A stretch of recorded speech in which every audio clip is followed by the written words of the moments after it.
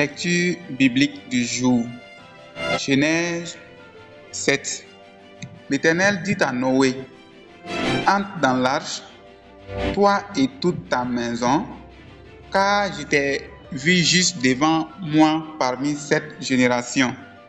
Tu prendras auprès de toi 7 couples de tous les animaux purs, le mâle et sa femelle, une paire des animaux qui ne sont pas purs, le mâle et sa femelle, 7 couples aussi des oiseaux du ciel, mâles et femelles, afin de conserver leur race en vie sur la face de toute la terre. Car encore 7 jours, et je ferai pleuvoir sur la terre 40 jours et 40 nuits, et j'exterminerai de la face de la terre tous les êtres que j'ai faits. Noé exécuta tout ce que l'Éternel lui avait ordonné.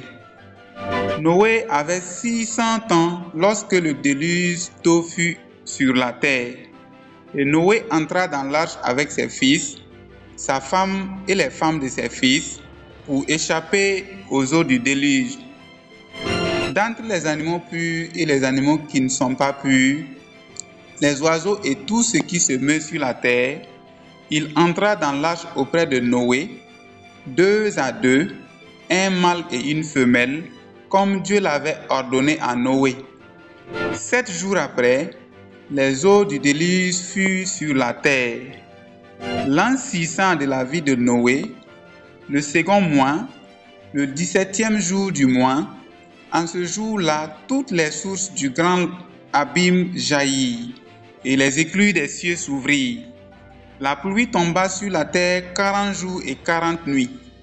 Ce même jour entrèrent dans l'arche Noé, Sem, Cham et Japheth, fils de Noé, la femme de Noé et les 3 femmes de ses fils avec eux. Eux et tous les animaux selon leur espèce, tout le bétail selon son espèce, tous les reptiles qui rampent sur la terre selon leur espèce, tous les oiseaux selon leur espèce, tous les petits oiseaux, tout ce qui a des ailes.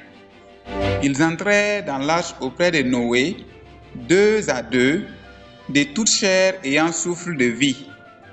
Il en entra, mâle et femelle, de toute chair, comme Dieu l'avait ordonné à Noé. Puis l'Éternel ferma la porte sur lui. Le déluge fut 40 jours sur la terre. Les eaux eurent cru et soulevèrent l'arche, et elle se leva au-dessus de la terre. Les eaux grossirent et s'accrurent beaucoup sur la terre, et l'arche flotta sur la surface des eaux. Les eaux grossirent de plus en plus, et toutes les autres montagnes qui sont sous le ciel entier furent couvertes. Les eaux s'élevèrent de 15 coudées au-dessus des montagnes qui furent couvertes. Tout ce qui se mouvait sur la terre périt, tant les oiseaux que le bétail et les animaux, tout ce qui rampait sur la terre et tous les hommes. Tout ce qui avait respiration, souffle de vie dans ses narines et qui était sur la terre sèche mourut. Tous les êtres qui étaient sur la face de la terre furent exterminés, depuis l'homme jusqu'au bétail, aux reptiles et aux oiseaux du ciel. Ils furent exterminés de la terre. Il ne resta que Noé et ceux qui étaient avec lui dans l'arche. Les eaux furent grosses sur la terre pendant 150 jours.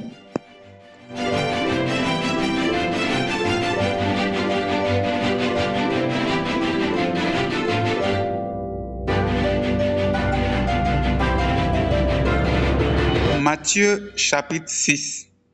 Gardez-vous de pratiquer votre justice devant les hommes pour en être vu, autrement, vous n'aurez point de récompense auprès de votre Père qui est dans les cieux. Lors donc que tu fais l'aumône, ne sonne pas de la trompette devant toi, comme font les hypocrites dans les synagogues et dans les rues, afin d'être glorifiés par les hommes. Je vous le dis en vérité, ils reçoivent leur récompense. Mais quand tu fais l'aumône, que ta main gauche ne sache pas ce que fait ta droite, afin que ton aumône se fasse en secret, et ton Père qui voit dans le secret te le rendra. Lorsque vous priez, ne soyez pas comme les hypocrites qui aiment à prier debout dans les synagogues et au coin des rues ou être vus des hommes. Je vous le dis en vérité, ils reçoivent leur récompense. Mais quand tu pries, entre dans ta chambre, ferme ta porte et prie ton Père qui est dans le lieu secret, et ton Père voit dans le secret, te le rendra. En priant, ne multipliez pas de vaines paroles comme les païens qui s'imaginent qu'à force de paroles qu'ils seront exaucés. Ne leur ressemblez pas, car votre Père sait de quoi vous avez besoin avant que vous le lui demandiez. Voici donc comment vous devez prier. Notre Père qui est aux cieux, que ton nom soit sanctifié, que ton règne vienne, que ta volonté soit faite sur la terre comme au ciel. Donne-nous aujourd'hui notre pain quotidien. Pardonne-nous nos offenses, comme nous aussi nous pardonnons à ceux qui nous ont offensés. Ne nous induis pas en tentation, mais délivre-nous du malin, car c'est à toi qu'appartiennent dans tous les siècles le règne, la puissance et la gloire. Amen. Si vous pardonnez aux hommes leurs offenses, votre Père céleste vous pardonnera aussi. Mais si vous ne pardonnez pas aux hommes, votre Père ne vous pardonnerait pas non plus vos offenses. Lorsque vous jeûnez, ne prenez pas un air triste comme les hypocrites qui se rendent le visage tout défait pour montrer aux hommes qu'ils jeûnent. Je vous le dis en vérité, ils reçoivent leur récompense. Mais quand tu jeûnes, parfume ta tête et lave ton visage, afin de ne pas montrer aux hommes que tu jeûnes, mais à ton Père qui est dans le lieu secret, et ton Père qui voit dans le secret te le rendra.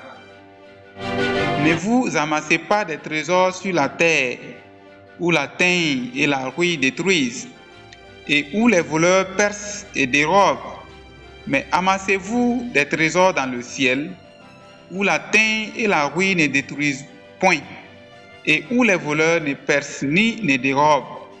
Car là où est ton trésor, là aussi sera ton cœur. L'œil est la lampe du corps. Si ton œil est en bon état, tout ton corps sera éclairé. Mais si ton œil est en mauvais état, tout ton corps sera dans les ténèbres. Si donc la lumière qui est en toi est ténèbres, combien seront grandes ces ténèbres? L'une ne peut servir deux maîtres, car ou il haïra l'un et aimera l'autre, ou il s'attachera à l'un et méprisera l'autre. Vous ne pouvez servir Dieu et Mammon.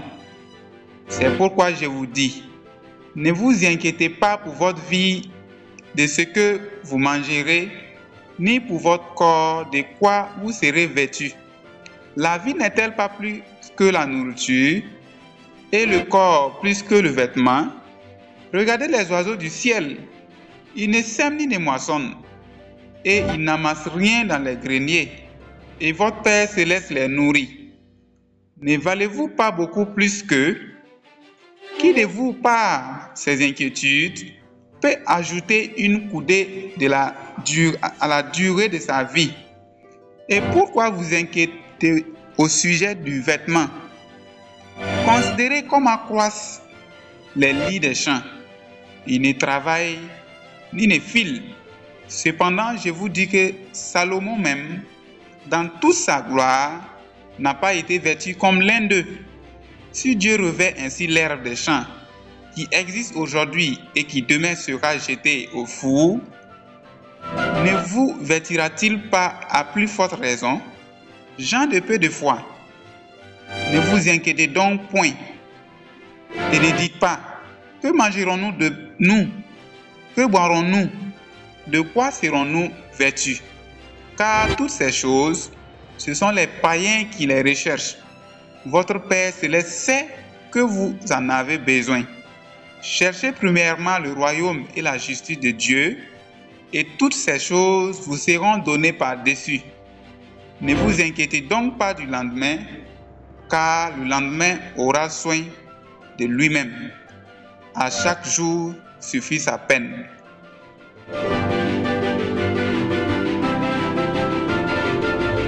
Nous sommes au terme de notre lecture biblique du jour. Nous disons merci pour votre écoute. Nous vous invitons à vous abonner à notre chaîne pour profiter des prochaines lectures bibliques. Et rendez-vous est pris demain pour une prochaine lecture. Que le Seigneur Jésus-Christ vous bénisse abondamment.